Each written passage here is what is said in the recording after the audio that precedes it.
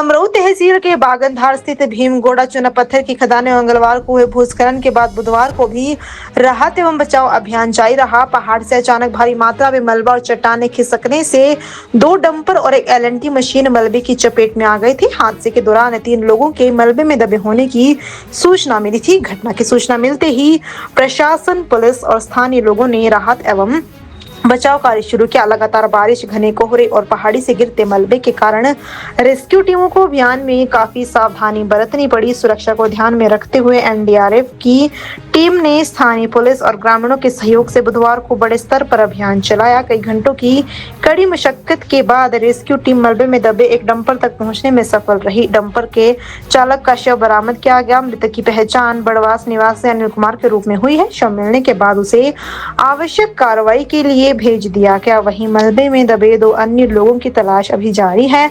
प्रशासन के अनुसार दोनों नेपाली मूल के मजदूर बताए जा रहे हैं। एनडीआरएफ, पुलिस और स्थानीय टीमें लगातार मलबा हटाकर दोनों की तलाश में जुटी हुई है।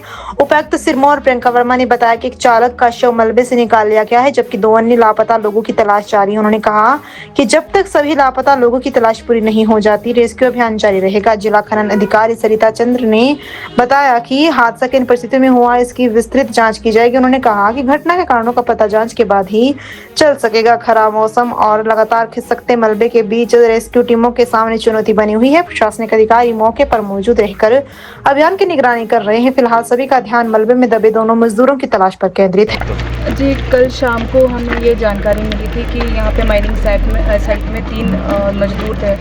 उनके ऊपर ऐसे पूरा बोल्डर गिर गया, पहाड़ गिर गया है और वो उसमें दब गए हैं। तो जैसे ही इन्फॉर्मेशन मिली तो हमारी जो टीम है यहाँ पे एनटी साहब मौके पे तुरंत पहुँच गए थे और एसडीएम शिलाई जो इनके पास एडिशनल चार्ज है, ये भी जैसे इन्फॉर्मेशन मिली ये वहाँ से रवाना हो गए थे।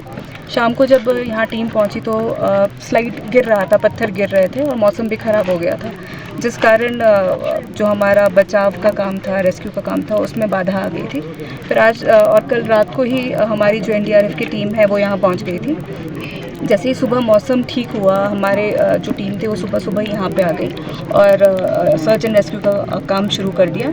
और अभी जब मैं मौके पे आई तो यहाँ पे चल रहा था सारा काम, बोल्डर्स रिमूव कर रहे थे और हमें एक व्हीकल मिला जिसमें हमें जो ड्राइवर थे अनिल कुमार, जो बड़वास गांव के थे, उनकी बॉडी मिल गई है और 3 में से अभी एक बॉडी है जो हमें मिल गई है और उनको नीचे पोस्टमार्टम के लिए लेके जाया जा रहा है। बाकी 2 जो नेपाली मूल के लोग थे उनका भी अभी काम शुरू हो गया उनको ढूंढने का।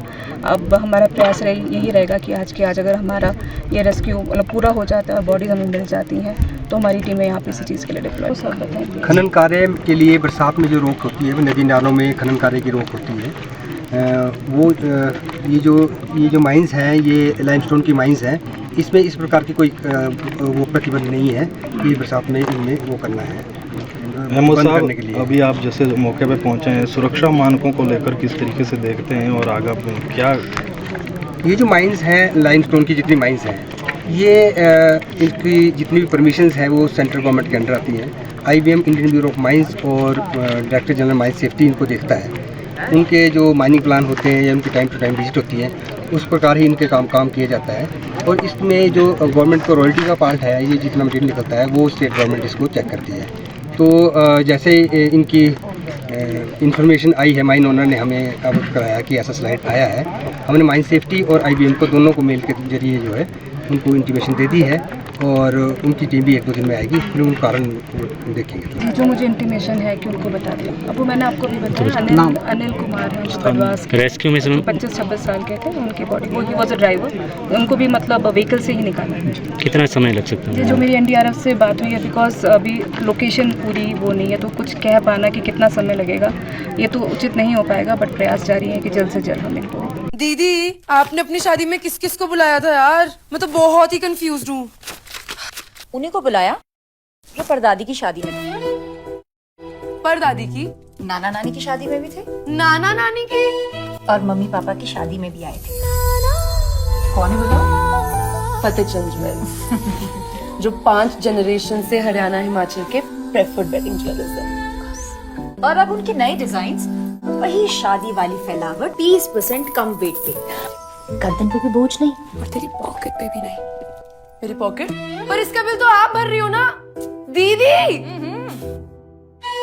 अब छोटी को ज्वेलरी रुबीना दिलाएंगी या कोई और, ये फैसला बाद में होगा, मगर वेडिंग ज्वेलरी 121 सालों से फैसला एक ही है।